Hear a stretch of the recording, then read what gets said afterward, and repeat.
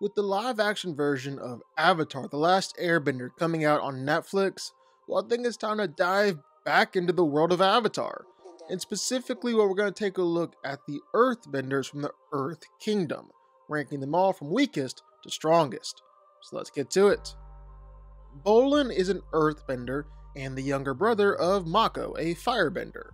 When their parents were killed by a Firebender, they were forced to grow up on the streets of Republic City.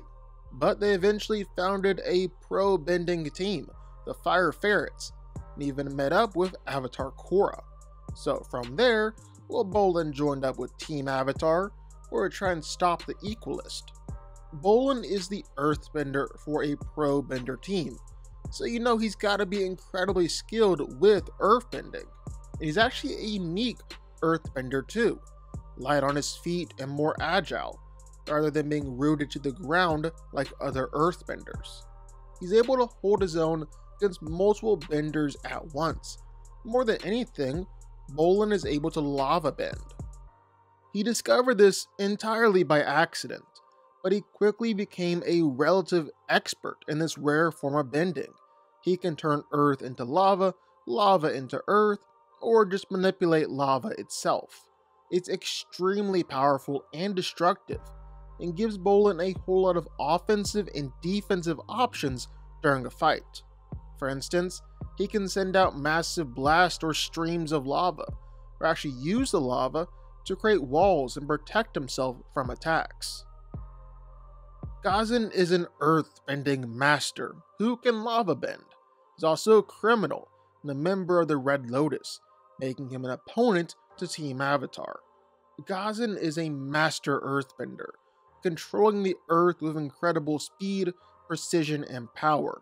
He was able to beat the Dao Li by himself, and even single-handedly took down Fire Lord Zuko.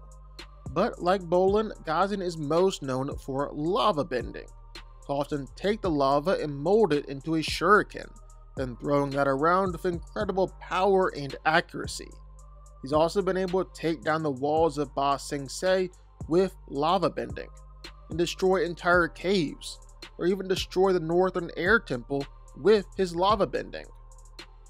Suyin is the founder and leader of the city-state Zafu. She's also the daughter of Toph, one of the greatest earthbenders of all time.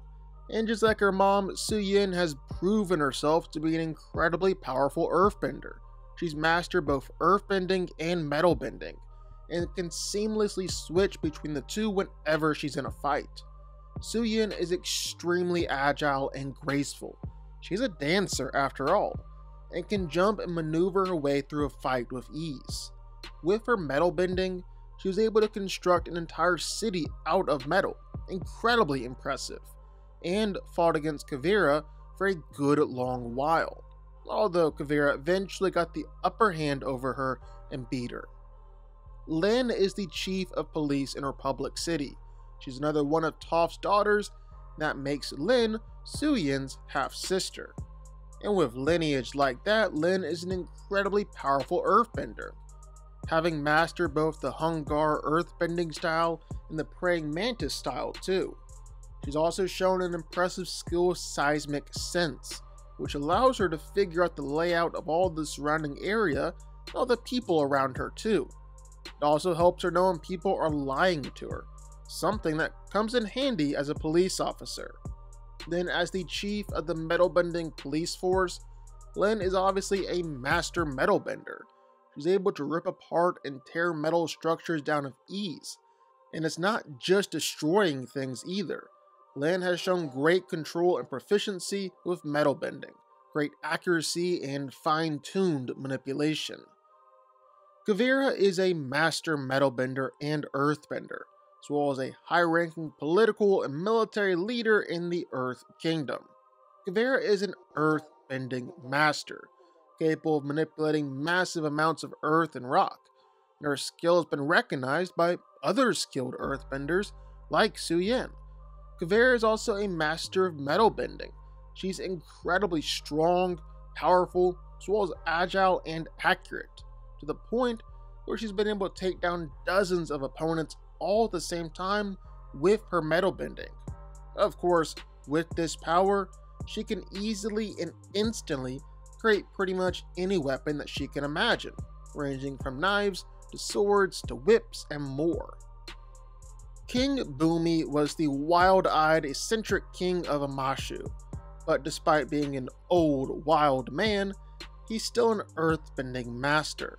In fact, Bumi has claimed himself that he's the most powerful earthbender you'll ever see. Bumi is known as a bit of a mad genius, as he always keeps his mind open to possibilities. Now, despite his old age, Bumi is still incredibly strong, fast, agile, and tough.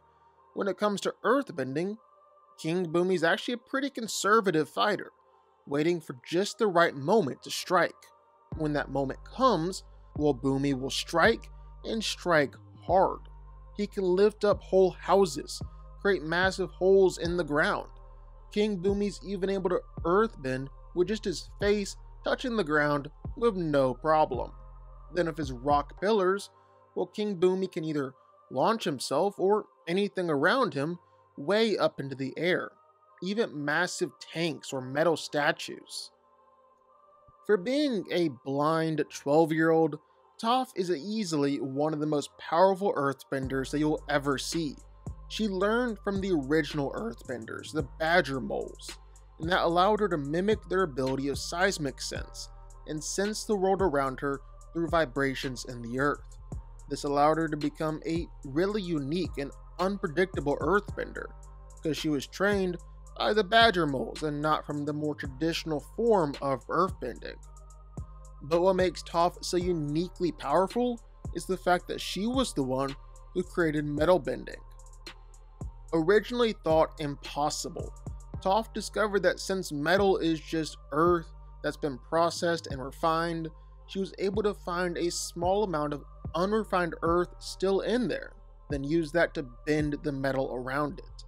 Like we've been saying, it works a lot like normal earthbending, but the main difference is that because metal is so tough, rigid, and durable, metal benders have to be more thoughtful and fixed on how they manipulate it.